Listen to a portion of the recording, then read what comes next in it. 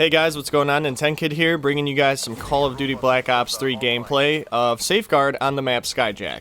So I recorded this in theater mode, which is why we don't have the UAV and it doesn't show the score and the time limit and how many bullets I have and all that type of stuff. Just because I wasn't recording live when I made this video. But what I want to talk about is, first of all, the class setup I'm using, which is the CUDA. And then I'm going to get a little bit into depth here, but I want to talk about the class setup, what I'm kind of doing here, my strategy for Safeguard on this map, and then kind of how I break the map down for Safeguard in terms of playing on the offensive and on the defensive side. So to get into the class setup here, I was using the CUDA. The reason why is because I'm working on getting Dark Matter, and this was just the SMG that I was working on next to unlock all the camos. Normally what I use on an SMG when I have all the attachments unlocked is I like to use Quick Draw always, and then I'll either do Long Barrel as just my two, or sometimes I'll put a third on and I'll do something like Fast Mags or Extended Mags. Every now and then I'll swap that out for FMJ. At the time of making this video though, I didn't have any of that stuff unlocked, so really all I had on here I believe was Quick Draw, if even that. Outside of that, though, there was really nothing else that I had unlocked at that point that would be beneficial for me. So, now let's get into Safeguard and kind of what I was doing the first portion of the map, or the first portion of this round. Obviously, we lost it, and the reason why is due to my teammates, but when I play Safeguard, I like to break the map up into 3 zones. I like to break it up from their spawn, the middle of the map, and then our spawn, or essentially the goal. Start, middle, finish. You could do it that way. Now when I'm on the defensive side, I like to be right up in their spawn, and I want to make sure that that robot does not leave their spawn for as long as I can possibly keep it there. And once it leaves their spawn and it's in the middle zone, I fall back to the middle zone.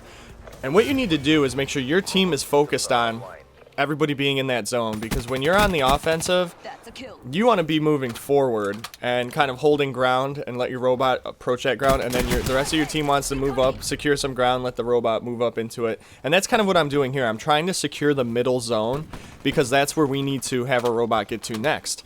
Now the rest of my team isn't really pushed up with me, so it's not ideal, but it's working out. As you can see now, we got the robot right here. So that's kind of how I play the map. So now that we're in the middle zone entering the end zone, I push up into their spawn.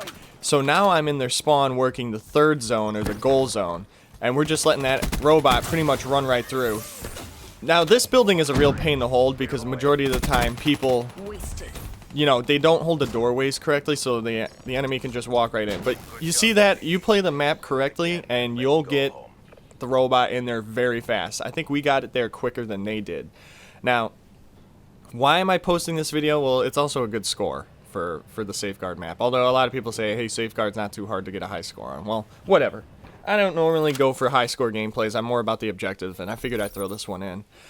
So now that we're back on the defensive side, I can kind of retouch on what I do when I'm defending. So you're going to see me rush pretty much straight into their spawn. Normally what I do is I try to loop around the back. It's very rare that I go right through the middle. So this time I take the higher route, take out anybody up there, and then I'm going to just sit here and pick everybody off that I can. I ended up getting killed pretty much by my own grenade there, but it was considered an assault rifle kill. But that's kind of the main purpose. You want to get up there, make sure you kill them before they leave that building. I don't want them approaching the middle zone here, which they are now. So my team is failing. They're sitting back in our spawn building, taking up defensive positions there. They need to stay a little bit more up front. So playing the map on Safeguard and trying to die as little as you can is actually pretty easy, because there's really all you need to do on the defensive side is just post up somewhere in the 3 zones and just hold your ground. And that's really the only best tip I can give you for staying alive the longest. Your perks on this gameplay or on this game type can come in handy too. Normally what I'm running right now, just because I don't have everything unlocked, I believe I have Flak Jacket on, and then I have Fast Hands and Gung Ho. Now the reason why I've been using Gung Ho is because with an SMG you're sprinting majority of the time. It makes sense to be able to sprint and shoot at the same time. Fast Hands is just so I can aim down the sight quicker after sprinting. And then Flak Jacket is obvious for grenades and stuff like that are thrown a lot in here. Every now and then you may want to swap out for Tac Mask, because sometimes people get a little stun grenade happy or concussion grenade happy. And that can get a little annoying, or the shock charges too. So Now we're just completely wiping this team out. The robot's sitting in the middle, and I'm holding middle ground right now. So obviously, think of it in terms of this. If the robot's in the middle and they need to escort it, where's the enemy going to end up? In the middle. So where should I be to get the most kills I want? In the middle. And just move around, constantly switch positions, because obviously if you stay in the same spot in Call of Duty, people start to catch on, and it becomes their personal goal to get the revenge kill on you, and they're going to keep coming for you. Unless you're very strong in terms of gun skill and you have really good cover and you can constantly keep mowing them down before they get to you. But a lot of times that doesn't happen. So right now, they're spending more time in the middle zone of the map than they have anywhere else. I took a long respawn there. And it's where I'm going to maximize on a lot of my kills. They are now just finally getting it into our building.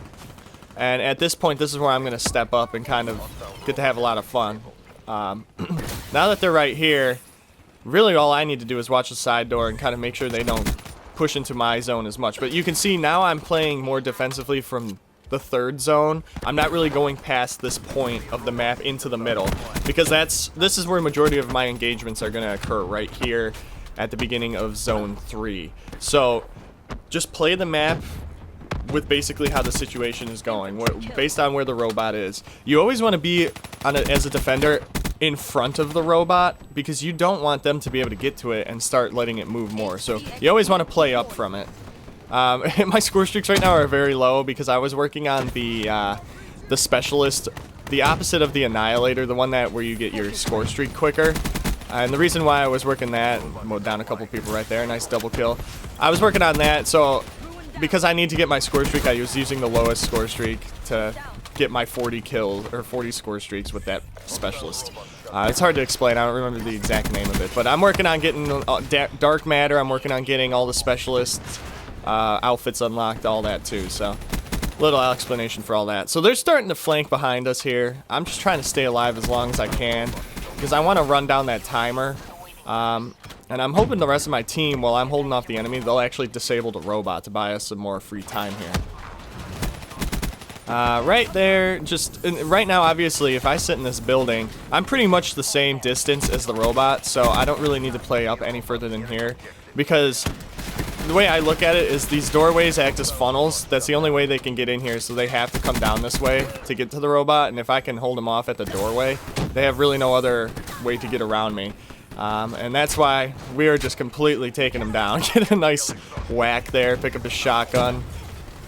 Tried to get him, but I couldn't. I haven't used too many of the shotguns in this game, so I'm not as familiar with them.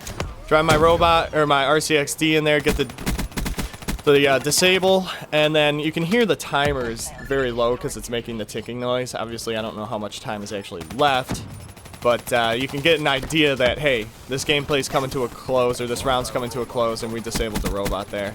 Right now, I'm just trying to clean up everybody I can and get my care package in to get my points. So they didn't get anything, so they failed that objective. All I need to do now, technically, the way that safeguard works is once you tie the first, and if you score on the first round, they score on the first round, your next round is basically based off of time. Whoever can get the robot to the goal the quickest then wins. So each team has a chance to get the faster time.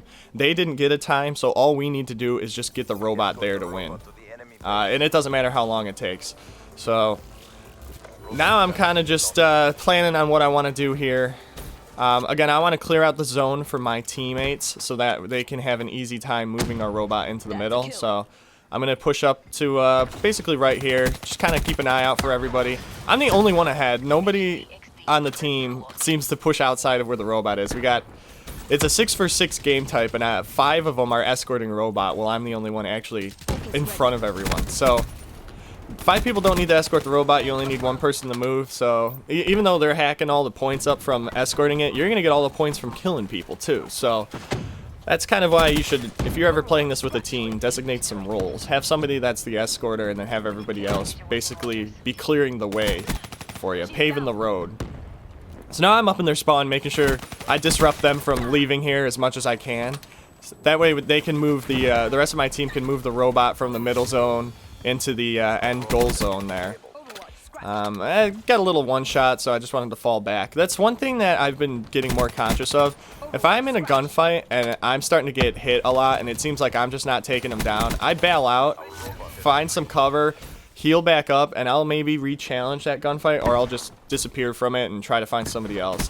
So I've been real conscious about hit markers, my screen turning red, and then just taking cover, falling back, re-healing to make sure that I don't die and that I can survive much longer there.